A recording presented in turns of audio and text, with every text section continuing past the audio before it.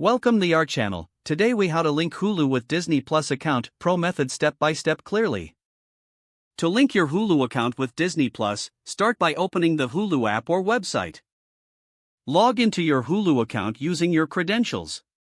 Once logged in, navigate to your profile icon located in the upper right corner. From the drop-down menu, select Account. Scroll down to the Subscriptions section. Find the option to link your Disney Plus account. Click on Link Disney Plus or similar wording. You will be prompted to enter your Disney Plus login information. Type in your Disney Plus email and password carefully. Once you enter the information, click on the Sign In button. After signing in, you'll be redirected back to Hulu.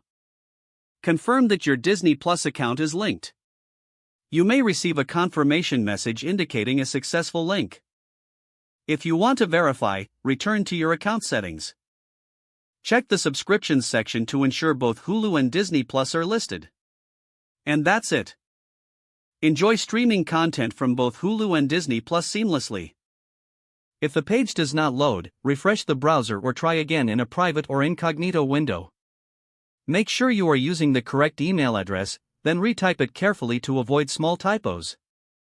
If your password is not accepted, use the reset option and create a new strong password you can remember.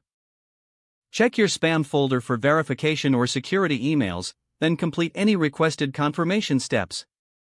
Enable two-factor authentication if available to improve account security and reduce unauthorized access risk.